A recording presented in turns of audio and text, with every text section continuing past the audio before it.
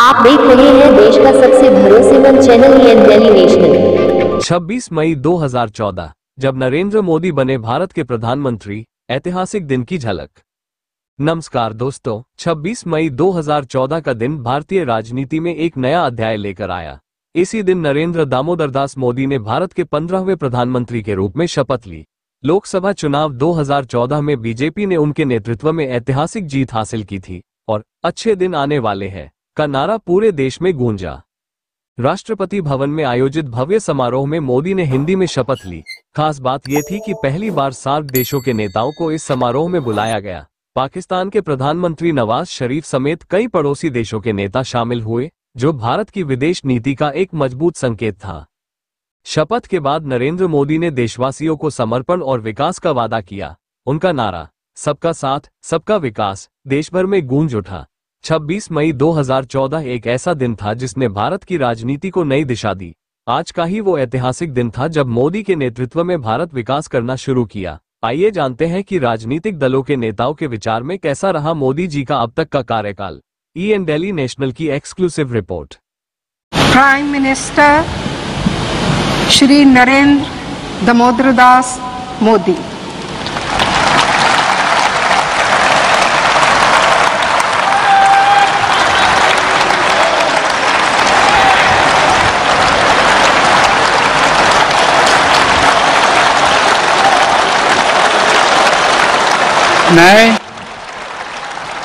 मैं नरेंद्र दामोदर दास मोदी ईश्वर की शपथ लेता हूं कि मैं विधि द्वारा स्थापित भारत के संविधान के प्रति सच्ची श्रद्धा और निष्ठा रखूंगा।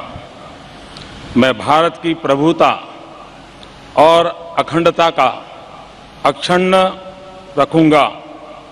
मैं संघ के प्रधानमंत्री के रूप में अपने कर्तव्यों का श्रद्धापूर्वक और शुद्ध अंतःकरण से निर्वहन करूंगा तथा मैं भय या पक्षपात, अनुराग या द्वेष के बिना सभी प्रकार के लोगों के प्रति संविधान और विधि के अनुसार न्याय करूंगा।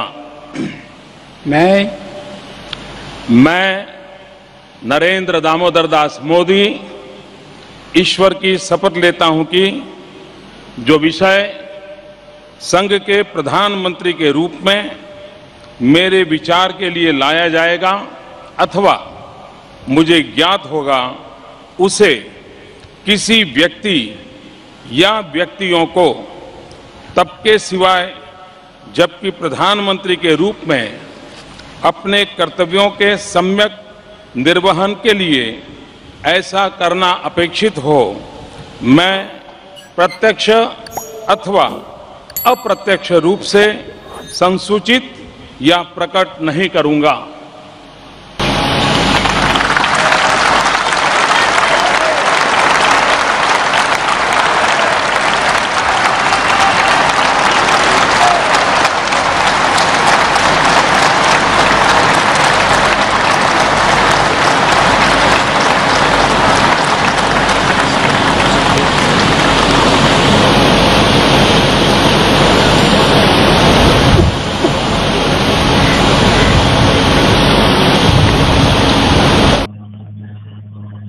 मई 2014 को प्रधानमंत्री नरेंद्र मोदी जी ने शपथ लिया था और उसके बाद लगातार भारत में भाजपा का शासन चल रहा है। 10 साल भाजपा को 11 साल हो गए उनको शासन करते हुए। आपकी पार्टी और आप किस तरह से देखते हैं, क्या उपलब्धियां रही हैं बीजेपी की और खासतौर से नरेंद्र मोदी जी की?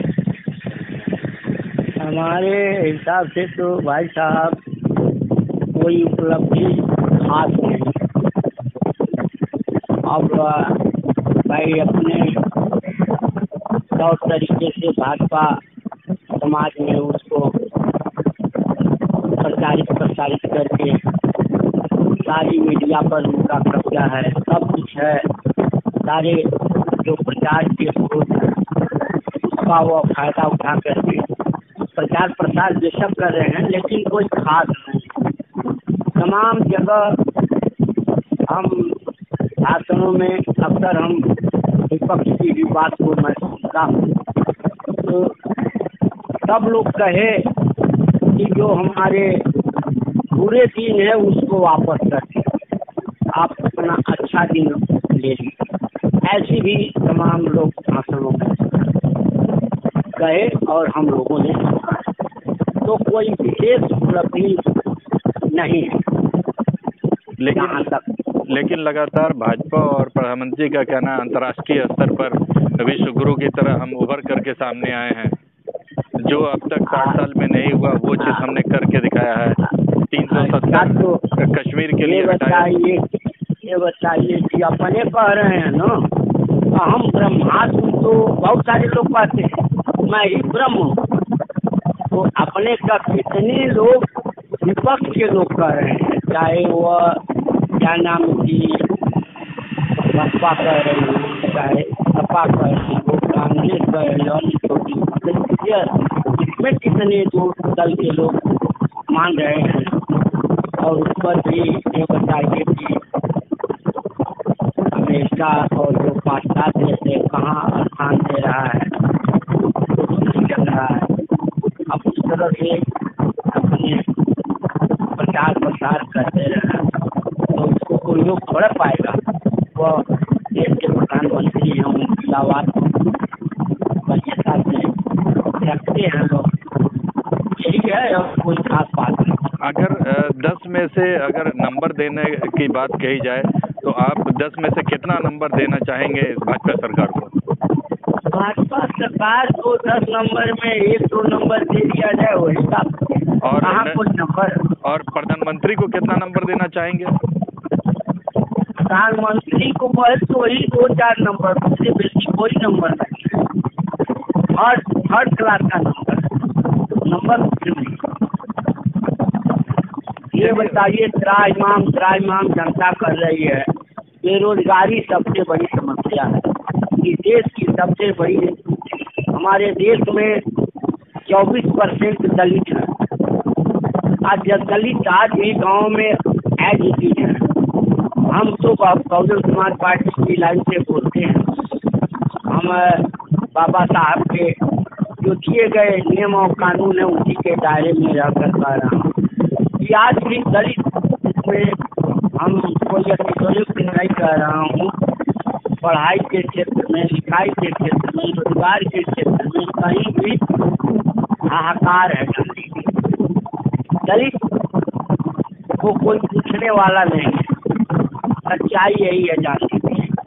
इसलिए इस देश की आबादी का 24% हिस्सा विकास की धारा से कटा हो तो कैसे उसको आप उसमें कहाँ आप संतुष्टि दिला पाए? हमारे समझ से तो मैं समझता हूँ नाकाफी है। चलिए, बहुत बहुत धन्यवाद आपका।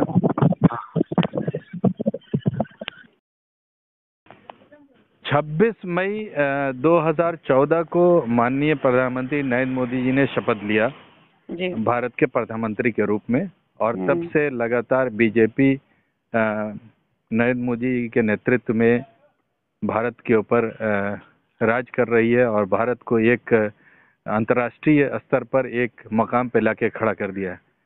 किस तरह से आप देखती हैं इस 11 साल के शासनकाल को? पहले तो बहुत बहुत धन्यवाद कि आपने इस विशेष विषय को अपने चैनल के माध्यम से प्रस्तुत करने का मौका दिया मुझे। पहले तो मैं माननीय प्रधानमंत्री श्री नरेंद्र मोदी जी को उनके सफलतम 10 वर्ष के कार्यकाल के लिए शुभकामनाएं और बधाई देना चाहूंगी। उनके पिछले 10 साल के कार्यकाल को मैं सामाजिक, आर्थिक और राजनीतिक विदेश नीति के साथ साथ हर एक क्षेत्र में बदलाव को महत्वपूर्ण तरीके से देखती हूँ। अब आप देखिए, आर्थिक मोर्चे पर उन्होंने बहुत सारा काम किया, जैसे कि जीएसटी लागू किया, डिजिटल क्रांति लाई जिसके तहत जो है डिजिटलाइजेशन हुआ भारत का। जनधन योजना के तहत जो है 2014 में शुरू की गई थी, इससे करोड़ों गरीबों की बैंकिंग सिस्टम से जोड़ा गया, जिसका सीधा बैंक खाता खुला, बीमा और आर्थिक समावेशन का भी लाभ मिला।